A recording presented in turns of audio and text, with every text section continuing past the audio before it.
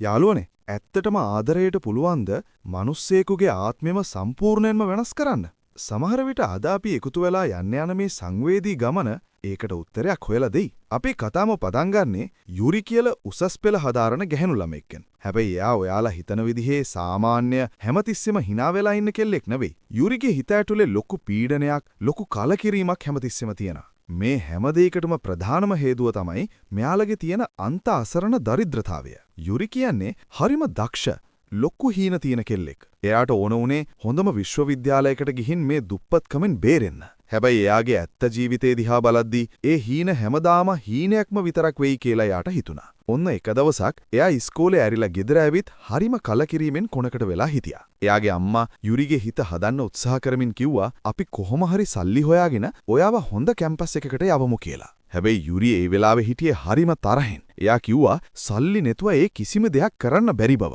එයා මේ හැම දෙයකටම වග කියන්න උනේ එයාගේ තාත්තා කියලා දොස් කියන්න ගත්තා. යුරිගේ තාත්තා මීට අවුරුදු ගානකට කලින් මැරුණේ වෙනත් දරුවෙකුගේ පණ බේරන්න ගිහින්. යුරිට අනුව ඒක වීරකමක් නෙවෙයි. තමන්ගේ අඹදරුවෝ පාරට ඇදලා දාපු ආත්මාර්ථකාමී වැඩක්. එයාට වීරයෙක් වෙන්න ඕන වුණා නම් අපිට ජීවත් වෙන්න සල්ලි ටිකක් හරි ඉතුරු කරලා යන්න තිබුණා කියලා යුරි කෑ ගැහුවා. ඒ වචන ඇහුණු අම්මට ඉවස ගන්න බැරි වුණා. එයා යුරිගේ කම්මුලට පාරක් ගැහුවා. ඒ කම්මුල් පාරෙන් තවත් කලකිරුණු යුරි මහා රෑ වැස්සෙම ගෙදරින් එළියට දුවගෙන ගියා. මහා වැස්සේ තෙමි තෙමි යුරි ටික දුරක් දුවද්දී එයාට පරණ බෝම්බ ආරක්ෂක බංකරයක් වගේ ගුහාවක් හම්බ වුණා. ඒක ඇතුලේ හරිම අඳුරුයි, පරණ යකඩ කෑලි හැමතැනම විසිරිලා තිබුණා. යුරි හිතුවා අද රෑට මෙතන නිදාගෙන හෙට උදේම කෙලින්ම ඉස්කෝලේ යනවා කියලා. හැබැයි පහුවදා උදේ යුරි ඇස්සැරලා බලද්දී එයා දැක්කේ පුදුම දෙයක්. එයා දන්න ලෝකය සම්පූර්ණයෙන්ම වෙනස් වෙලා. උස ගොඩනැගිලි, කාර්, පාරවල් මේ කිසිම දෙයක් එතන තිබුණේ නැහැ. ඒ වෙනුවට තිබුණේ නිමක් නැති ලස්සන කොළපාට තනබිම් විතරයි.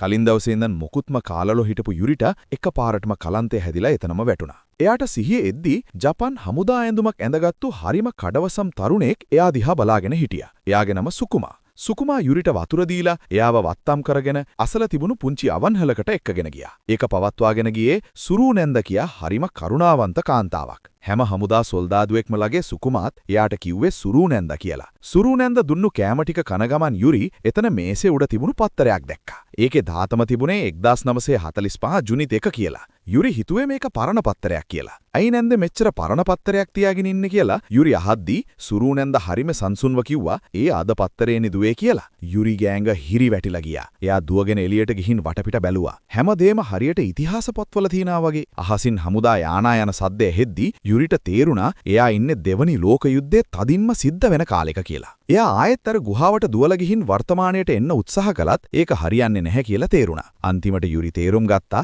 එයා 2024 අවුරුද්දේ ඉඳන් 1945ට ඇවිල්ලා කියලා. එදා රෑ සුරූනැන්ද යුරිට පොඩි චොක්ලට් කෑල්ලක් දුන්නා. ඒක සුකුමා එයාට දීපු තැහැග්ගක්. ඒ කාලේ හැටියට චොක්ලට් කියන්නේ හරිම වටිනා දෙයක්. යුරි ඒක රස බලද්දී එයාට දැනුනේ කවදාවත් අත් නොවිඳපු අමුතුම රසක්. පහුවදා ඉඳන් යුරි සුරූනැන්දට උදව් කරන්න ගත්තා. එතකොට තමයි එයා දැනගත්තේ මේ කඩේ සොල්දාදුවන්ට කෑම දෙන්නේ නොමිලේ කියලා. සුරූනැන්ද විශ්වාස කළේ මේ තරුණයෝ තමන්ගේ රට වෙනුවෙන් ජීවිතේ පූජ කරන්න යන දේවදූතයෝ වගේ පිරිසක් කියලා. ගමේ මිනිස්සු පවා පුළුවන් විදිහට එළවලු මාළු ගෙනත් දෙන්නේ මේ සොල්දාදුවන්ට හොඳට කන්න ඕන නිසයි. ටික වෙලාවකින් සුකුමා එයාගේ යාළුවොත් එක්ක කෑම කන්න ආවා. සුකුමා යුරි දිහා බලපු විදිහෙන් ඒ දෙන්න අතරේ මොකක් හරි බැඳීමක් ඇති වෙනවා කියලා තේරුණා.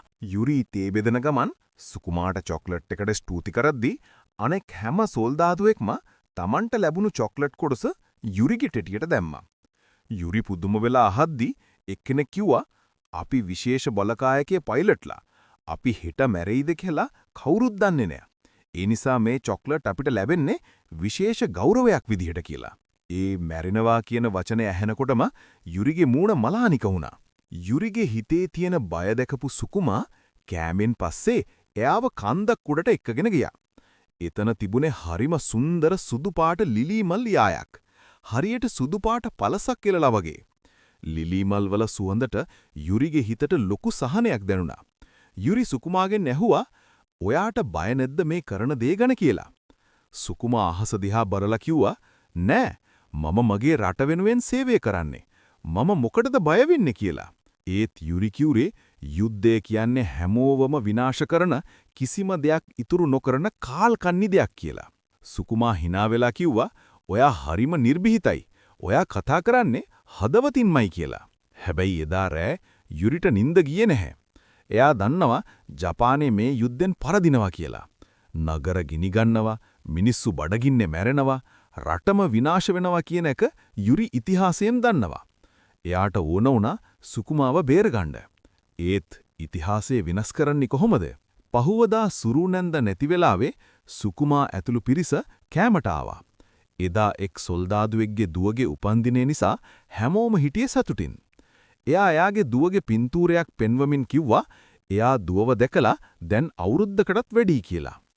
ඉතින් ඔයා දුවව එකපාරක්වත් බලන්නේ නැතුවද යුද්ධෙට යන්නේ කියලා යුරි අහද්දී එයා කිව්වේ රට වෙනුවෙන් ඕනෑම කැපකිරීමක් කරන්න එයා ලෑස්ති කියලා. මේක අහලා යුරිට කේන්ති ගියා. ඔයාලට අඬ දෙන අය ගෙවල් වලට වෙලා ආරක්ෂිතව ඉද්දි ඔයාලව මරණයට යවන්නේ ඇයි කියලා යුරි කෑ ගැහුවා. ඒ වෙලාවේ ඉෂිමරු කියන සොල්දාදුවාට හොඳටම කේන්ති ගියා. ඒත් සුකුමා මැදිහත් වෙලා කිව්වා මේක Tamanගේ තේරීමක් මිසක් බලකිරීමක් නෙවෙයි කියලා. යුරි ආයෙත් කිව්වේ යුද්ධයෙන් විනාශය මිසක් කිසිම සෙතක් වෙන්නේ නැහැ කියලා. ටික වෙලාවකින් සුරුනැන්ද ඇවිත් යුරිව සොහොන් බිමකට එක්කගෙන ගියා. එතන හිටියේ සුරුනැන්දගේ දුවයි බෑනයි. එයාලා මැරුණෙත් හතුරු ප්‍රහාරයකින්. ඒත් එයාලා මැරුණේ ගෞරවනීය විදිහට කියලා සුරුනැන්ද හිත හදාගෙන හිටියා. ආපහු එන ගමන් යුරි දැක්ක පොඩි ගැහණු ළමෙක් අහිංසක විදිහට පාර අයිනේ වාඩි වෙලා ඉන්නවා. එයාගේ අම්මයි තාත්තයි දෙන්නම යුද්ධෙන් මැරිලා. යුරිට ඒ දරුවා ගැන ලොකු දුකක් හිතුණා. එයා ඒ දරුවාව බදාගෙන රහසින් කිව්වා තව ටික දවසයි ජපානයේ මේ යුද්ධෙන් පරදී. ඊට පස්සේ හැමබේම හොඳ අතට හැරෙයි කියලා. ඒක අහගෙන හිටපු හමුදා අනදෙන නිලධාරියෙක් යුරිගේ කොණ්ඩෙන් ඇදලා එයාව මරන්න හැදුවා.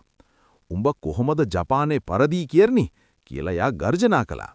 ඒ වෙලාවේ ඉෂිමරු කියන සොල්දාදුවාට හොඳටම කේන්ති ගියා. ඒත් සුකුමා මැදිහත් වෙලා කිව්වා මේක Tamanගේ තේරීමක් මිසක් බලකිරීමක් නෙවෙයි කියලා. යුරි ආයෙත් කිව්වේ යුද්ධයෙන් විනාශය මිසක් කිසිම සෙතක් වෙන්නේ නැහැ කියලා.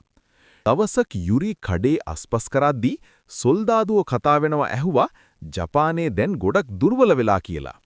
සුරුනැන්ද යුරිට ඇඳුම් මිටියක් දීලා කිව්වා අසල ගමකට ගිහින් ඒවයින් දීලා කෑමට ගන්න ධාන්‍ය ටිකක් අරන් දෙන්න කියලා. යුරි ඒ ගමට යද්දි තමයි යුද්ධයේ සැබෑ බිහිසුණු බව ඇස් පනා පිටම දැක්කේ. එකපාරටම අහසින් හතුරු යානා ඇවිල්ලා බෝම්බ දාන්න ගත්තා. එක මොහොතකින් ගම්මාන ගිනි ගත්තා. මිනිස්සුන්ගේ කෑගැසීම් හැමතැනම. යුරිට බේරිලා දුවන්න ඉඩ තිබුණත් එයා ආපහු සුරුනැන්දගේ ගෙදරට දිව්වා. ඒත් මගදී ගෙයක් පිපිරිලා යුරි ඒ ගේ අස්සේ හිර වුණා. දුමයි ගින්දරයි අස්සේ හුස්ම ගන්නත් බැරුව ඉද්දි සුකුමා දුවගෙන ඇවිල්ලා යුරිව බේරගත්තා. ඔයාට මොකක් හරි වුණා නම් මම මටම කවදාවත් සමාව දෙන්නේ නැහැ කියලා සුකුමා වෙවුලන හනින් කිව්වා. එදා රෑ ඉෂිමාරු කීන සොල්දාදුවා හරිම කලකිරීමෙන් හිටියා. එයාට ඕන වුණේ එයාගේ පෙම්වතිය එක්ක ජීවත් වෙන්න මිසක් මැරෙන්න නෙවෙයි. අන්තිමට ඒ දවස උදා වුණා. සොල්දාදුව හැමෝම සුරුනැන්දගෙන් සමුගන්නාවා. ඔයා අපේ අම්මා වගේ කියලා සුකුමා කියද්දි හැමෝගෙම ඇස්වලට කඳුළු ආවා. යුරි දැක්ක ඉෂිමරු එතනින් පැනලා යන්න හදනවා. අනිත් සොල්දාදුව එයාව අල්ලගෙන ද්‍රෝහියා කියලා කෑ ගහද්දි යුරි මැදිහත් වෙලා කිව්වා ආදරය කරන කෙනෙක් වෙනුවෙන් ජීවත් වෙන එකේ වැරද්ද මොකක්ද කියලා. සුකුමාත් ඉෂිමරුට යන්න ඉඩ දීලා එයාව බේරගත්තා. ඊට පස්සේ සුකුමා යුරිව ආයෙත්තර ලිලිමාල් යායට එක්කන් ගියා. එතනදී සුකුමා යාගේ හීනය ගැන කිව්වා. එයාට ඕන උනේ ගුරුවරයෙක් වෙන්න. ඒත් රට වෙනුවෙන් එයාට හීනය කැප කරන්න සිද්ධ වුණා. යුරි ඇඬුවා සුකුමාට යන්න එපා කියලා බැගෑපත් වුණා. ඒත් සුකුමා කිව්වේ මම වගේ අය ගියේ නැත්තම් ඔයාලව රකින්නේ කවුද කියලා. එදා රෑ අන්තිම වතාවට හැමෝම මදුවිත පානය කරලා ජපානයට ජය වේවා කියලා කෑ ගහුවා. යුරි සුකුමා ළඟට දුවලා ගිහින් ආයෙත් යන්න එපා කියලා ඇවිටිලි කරත් සුකුමා ආපහු හැරී බැලුවේ නැහැ. පහුවදා උදේ සොල්දාදුව පිටත් වෙද්දී යුරි එතනට ගියේ නැහැ. එයා සුරුනැන්දගේ ගෙදර අස් කරද්දී සුකුමා ලියපු ලිපියක් හම්බ වුණා. ඒක අරගෙන යුරි පිස්සෙක් වගේ බයිසිකලේ පැදගෙන ගුවන් හමුදා කඳවුරට දිව්වා. ඒත් එයා යද්දි ප්‍රමාද වැඩි. සුකුමාගේ යානය අහසට නැගලා ඉවරයි. යුරි කෑ ගහුවා. ඒත් ඒ සද්දේ කාටවත් ඇහුනේ නැහැ. එකපාරටම යුරිගේ වටපිටාව කළු වෙලා ගියා. යුරි ඇස් ඇරලා බලද්දි එයා හිටියේ අර පරණ බංකරේ ඇතුලේ. ඒ කියන්නේ එයා ආපහු 2024ට ඇවිත්. එළියට ඇවිත් බලද්දි ලිලිමල් යායක්වත් සුකුමාවත් නැහැ. තියන්නේ නවීන ලෝකයේ විතරයි. යුරි ඉක්මනට ගෙදර දිව්වා. අම්මා යුරිව බදාගෙන ඇඬුවා. යුරිට දැන් තමයි පවුලේ වටිනාකම තීරුනේ. එයා සම්පූර්ණයෙන්ම වෙනස් වුණා. ටික දවසකට පස්සේ ඉස්කෝලෙන් යුද කෞතුකාගාරයකට එක්කන් ගියා. එතනදී යුරි දැක්ක සුකුමාගේ පින්තූරය.